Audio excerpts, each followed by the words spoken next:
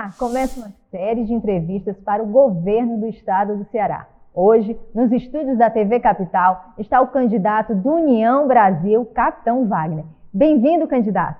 Olá, Sandra. Olá a todos os telespectadores. Primeiro, satisfação grande estar aqui nos estúdios para falar um pouquinho sobre o nosso projeto.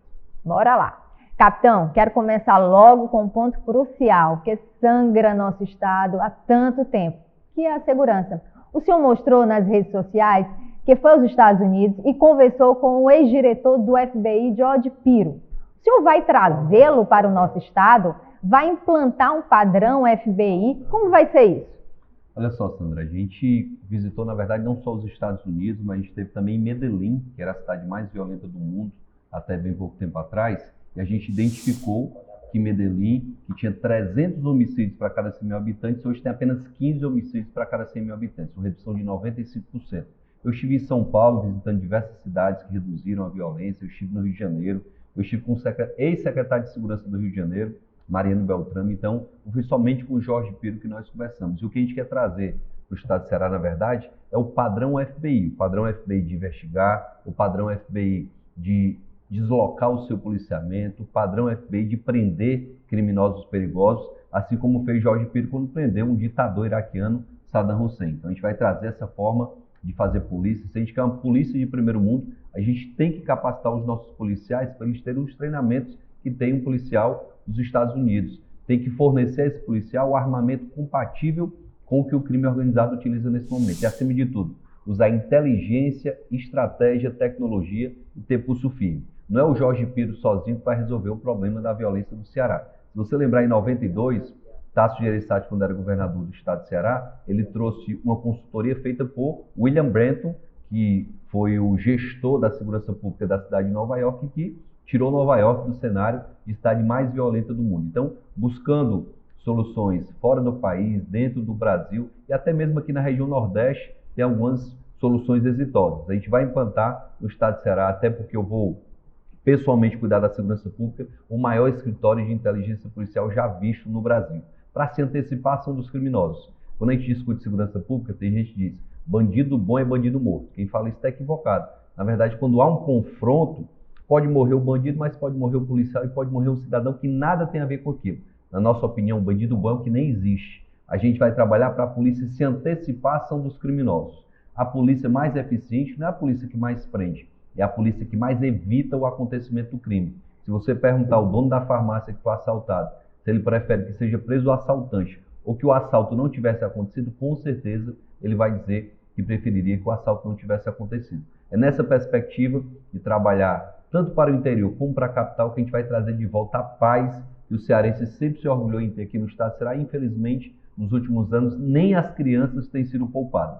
Nos últimos 15 dias, a imprensa cearense mostrou uma criança de 9 meses morta nos braços do pai, lá no Planalto Pici. Na semana seguinte, nós tivemos uma menina de 2 anos morta também com 4 tiros, inclusive na cabeça, lá na Grande Messejana. No interior, essa semana, foi uma criança de 5 anos assassinada também.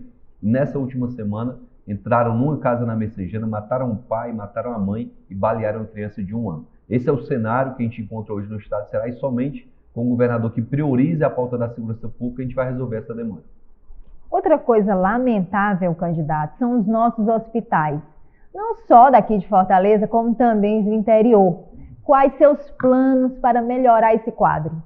Sandra, é pior do que você ter um filho doente. Eu morei no interior, morei em Jaguaribe durante 2 anos quando eu trabalhei lá. Pior do que você estar com o filho doente é você estar com o filho doente e não ter um local para levar essa criança, não ter um hospital para atender essa criança. No nosso governo, o que a gente vai fazer? A gente vai trabalhar para que as pessoas tenham um atendimento próximo da sua casa. Pior do que ter o filho doente é ter que percorrer 400 quilômetros para ter assistência ao seu filho. Nós vamos aproveitar as estruturas dos hospitais regionais que já existem. Temos 4 hospitais regionais no Ceará. Um em Sobral, na região norte, um no Cariri, na região sul, um no Vale do Jaguaribe, em Limoeiro do Norte, e outro em Quixeramobim. Esses hospitais hoje são subutilizados. Em cada hospital regional, a gente vai ter uma estrutura de saúde pediátrica para atendimento de urgência e emergência.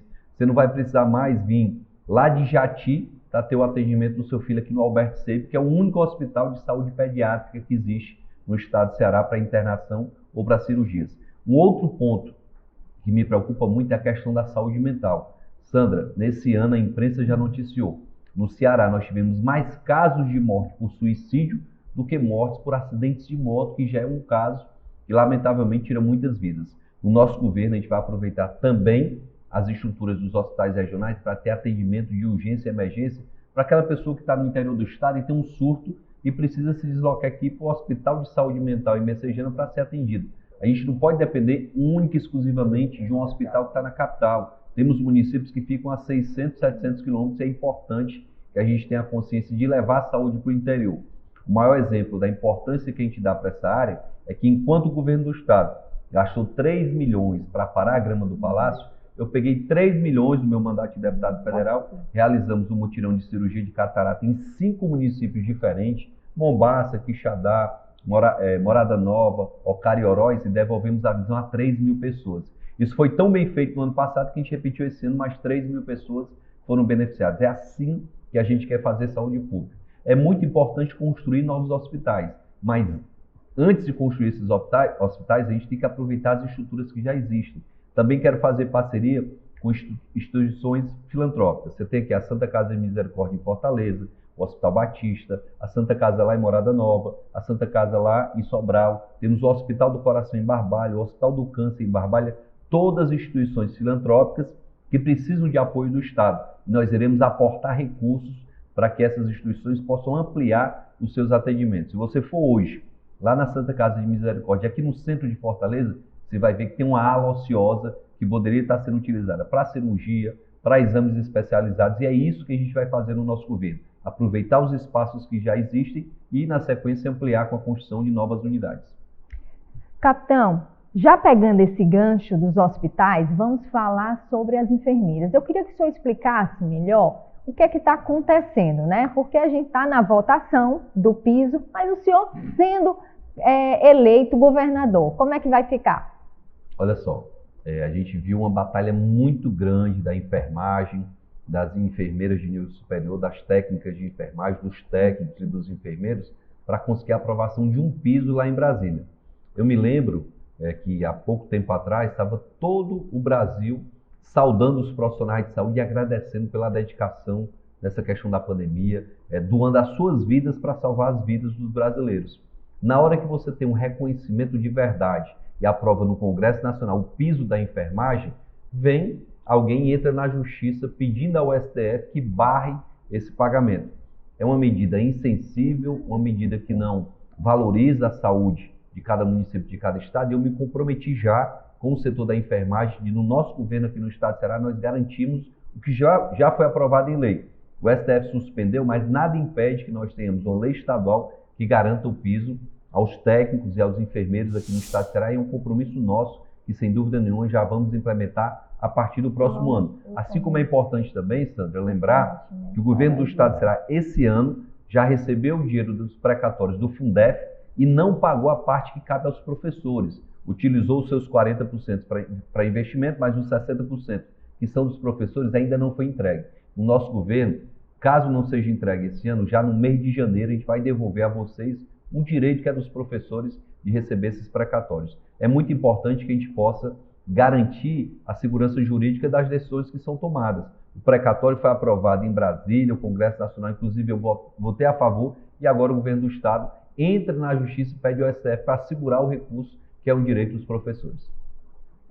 Agora segurança, enfermagem, casa também com a coisa que todo mundo quer, capitão, emprego. No seu governo, o que é que o senhor tem para oferecer para o cearense?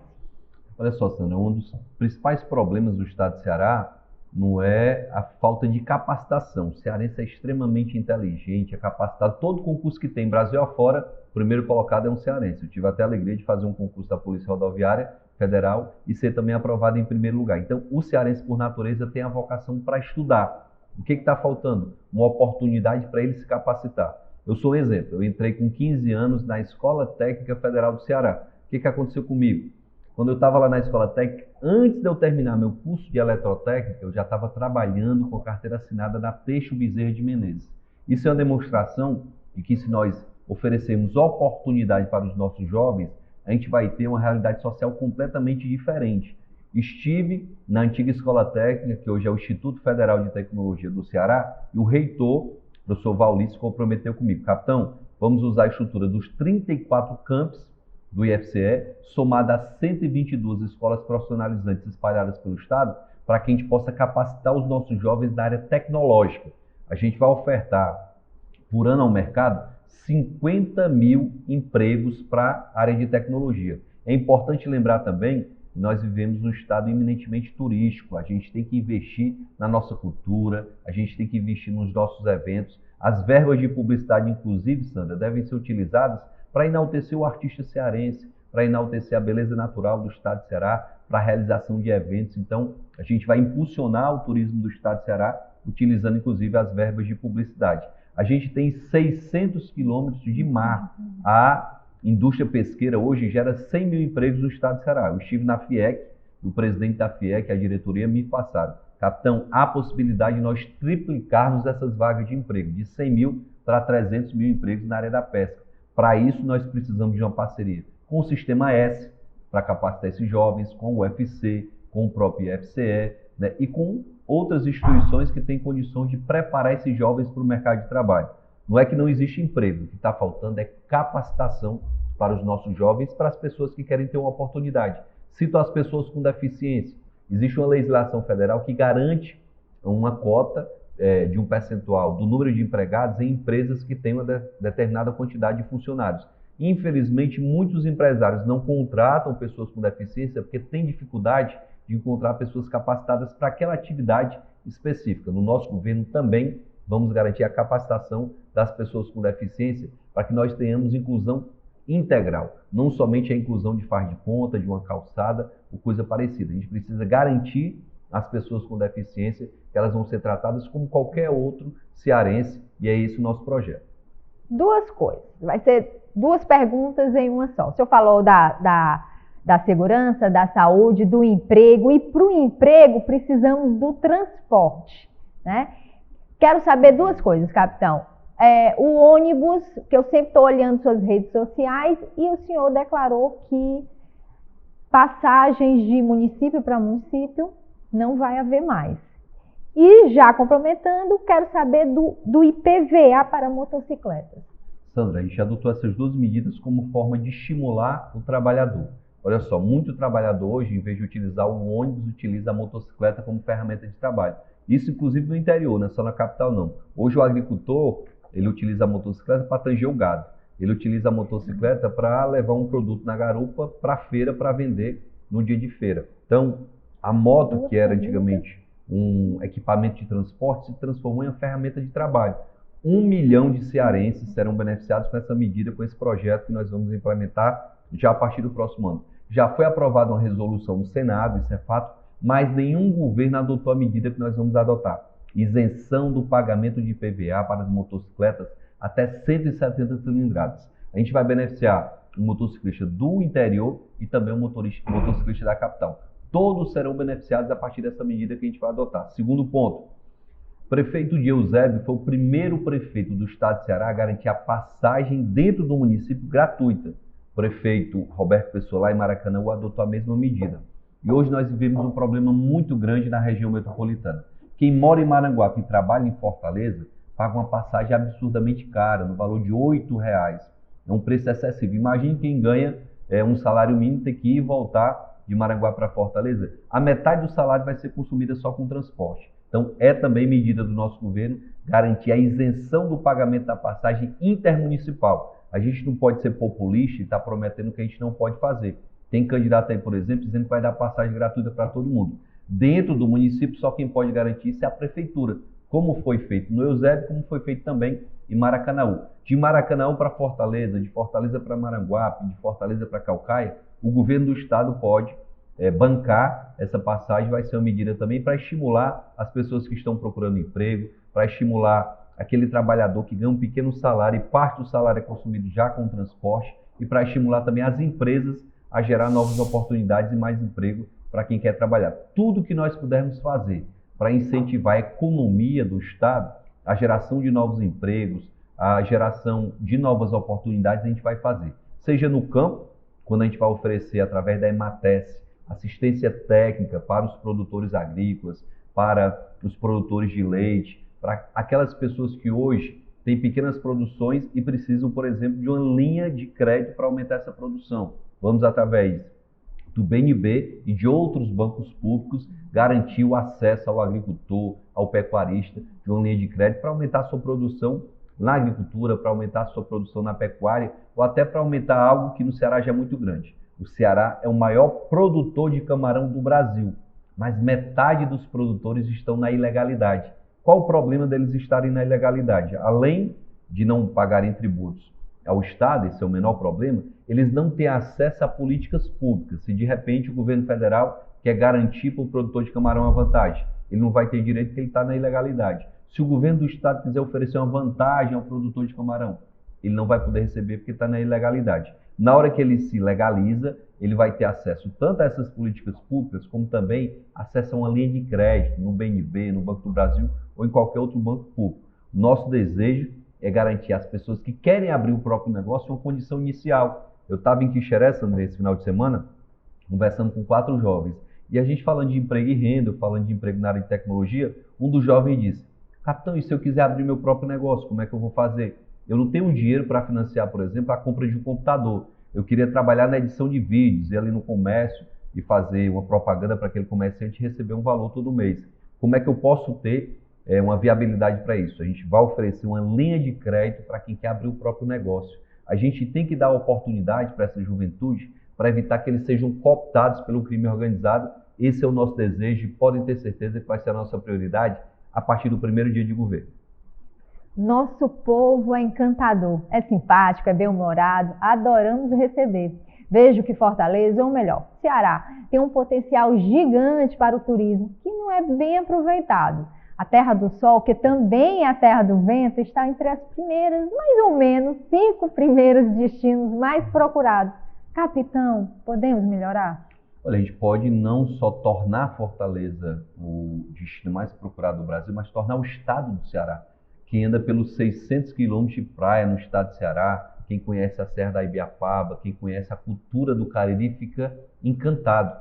A gente descobre, por exemplo, que lá no Cariri, no município de Santana do Cariri, tem um museu arqueológico, onde tem lá fósseis que muitas vezes as pessoas valorizam o mundo afora. Eu estava em Nova York e fiquei de boca aberta quando estava vendo algumas peças expostas no museu. Tinha lá um fóssil lá do Cariri. E nós temos um museu no Cariri que apresenta esses fósseis, a história dos dinossauros, uma coisa muito bacana no Cariri. Eu descobri esse final de semana que lá na localidade de Treme, em Madalena, tem o Museu do Sertão, onde é homenageado Luiz Gonzaga, onde as tradições do Nordeste são enaltecidas naquela localidade. Então a gente precisa enaltecer o estado de Ceará, valorizar o nosso humor, valorizar a nossa música, valorizar as nossas belezas naturais.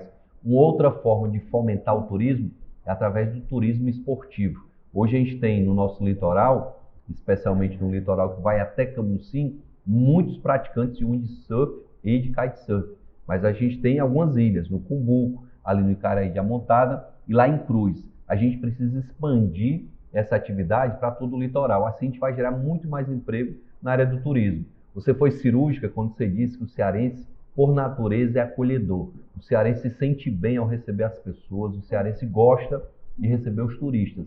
A gente tem que aproveitar essa vocação do cearense para qualificá-lo, para que a gente tenha um serviço de excelência, para que um turista que vem da Itália, de São Paulo, de qualquer parte do mundo, chegue lá no seu destino, na sua origem, falando bem do estado de Ceará. A gente precisa de mais hotéis, nós precisamos de uma rede de restaurantes que seja ampliada. A gente vai ter agora no Cariri a implementação do fortalecimento do turismo religioso a partir da estátua da Menina Benigna, lá no município também de Santana. Então, é uma outra forma de fomentar o turismo religioso. Já temos um número de romeiros muito grande visitando o Horto e a estátua de Padre Cícero. Nós temos uma cultura de turismo religioso também no Crato, temos em Barbalha, e a gente pode fortalecer essa cultura em todo o Cariri. Como o município de São Benedito, que também tem, além, logicamente, das belezas naturais, o foco no turismo religioso. Potencial para o turismo, o Ceará tem muito, e além disso, a gente tem que aproveitar a vocação para as energias renováveis. O estado de Ceará hoje é o estado que tem a maior insolação do Brasil, 5.400 horas de sol, e a gente não aproveita isso. Minas Gerais, por exemplo, está produzindo energia solar, 4 vezes mais, 5 vezes mais do que o estado do Ceará. A gente tem que aproveitar essa vocação porque é uma energia limpa que a gente pode fornecer para todo o Brasil e com isso também gerar emprego, e é um emprego qualificado, com boa remuneração, tanto na montagem das usinas de energia solar como também na manutenção dessas usinas. Se você for em Itauá hoje, Sandra, você fica de boca aberta com o tamanho da usina que existe lá, já gerando energia solar naquele município. E outros municípios também têm isso. Então, aproveitar a vocação de cada cidade, seja para o turismo, seja para a agricultura, seja para a geração de energia solar, é o caminho para a gente tirar o estado do Ceará dessa situação lastimável de pobreza. Dos 9 milhões e 200 mil cearenses, 5 milhões estão na linha da pobreza. Quando a gente vê a cena que a gente viu no começo do ano, 4 mães no caminhão do lixo brigando por um resto de alimento para poder levar para casa, a gente vê o quanto o Ceará é pobre e o quanto ele pode ser transformado socialmente. É o nosso desejo e o nosso foco. Capitão, estamos chegando no final. A TV Capital agradece demais sua participação e eu queria que o senhor deixasse suas considerações finais. Primeiro, lhe agradecer, Sandra, agradecer a TV Capital, dizer da minha satisfação de poder estar tendo essa relação bacana com a imprensa. Acima de tudo, a imprensa é uma instituição que leva a informação, é uma instituição que pode vender o estado do Ceará da melhor forma possível. E no nosso governo, durante os 4 anos, eu quero ter essa boa relação com a imprensa, de poder vir aqui dar entrevista, de poder conversar com a imprensa e poder mostrar a parceria que vai ser estabelecida. Eu queria olhar também para o cearense que nos assiste nesse momento e dizer da alegria e da satisfação de poder estar nessa posição, concorrendo ao governo do estado, lembrando as minhas origens. Filho de um agricultor que veio lá de Oroz, que foi criado na periferia de Fortaleza, lá no João 23, que jogou bola no calçamento lá no João 23, que estudou no colégio lá no bairro e que teve a oportunidade de estudar numa escola técnica, de passar num concurso, de ter sua carteira assinada muito cedo e construir história também na política. Está na hora dos políticos entenderem que não é momento para o político querer ser servido pelo povo. Na verdade, o político é que tem que servir a população. E é por conta disso que eu não vou morar na casa do governador. Aquela casa que é um quarteirão completo, que fica do lado de uma comunidade carente e demonstra uma falta de sensibilidade do gestor, não vai existir no nosso governo. A casa vai ser entregue à comunidade para que a comunidade possa se capacitar para entrar no mercado de trabalho, para aquelas mães que não têm sequer o alimento garantido possam ter a segurança alimentar, para que ali a gente possa oferecer, através de um assistente social, um encaminhamento para um hospital, um encaminhamento para um tratamento, um encaminhamento até para uma comunidade terapêutica. A gente sabe que muitos usuários de droga não têm uma opção. Eu fiquei muito feliz, Sandra, essa semana, que eu recebi a ligação de um presidente de uma comunidade terapêutica lá do Maranguape. Ele dizendo: capitão, muito obrigado. E o nome dele, coincidentemente, é Wagner. Eu disse: Wagner, por que você está me agradecendo? Capitão, o senhor lembra daquela lei que o senhor relatou lá em Brasília, que garante o confisco, a apreensão dos bens dos traficantes, e esses bens podem ser doados para a polícia ou para uma comunidade terapêutica? Eu disse: lembro sim. Capitão, acabei de receber uma Hilux. Essa Hilux foi apreendida com um traficante lá em Sergipe e está sendo doada aqui para utilizar, cuidando das pessoas que hoje são usuários de droga, para recuperar essas pessoas. É motivo de grande satisfação poder produzir isso, poder fazer um mutirão de cirurgia de catarata, poder mandar para o estado de Ceará muitos milhões de reais para a saúde, poder ajudar o nosso estado na segurança pública, na educação e no desenvolvimento. Fica o meu abraço aqui para cada cearense que nos assiste nesse momento e não estranhe se você vê os nossos adversários brigando enquanto a gente está conversando com você e lutando por um Ceará sem medo e de grandes oportunidades. Finaliza esse bate-papo com o candidato ao governo do estado do Ceará, capitão Wagner, do União Brasil. A TV Capital junto com vocês nas eleições 2022.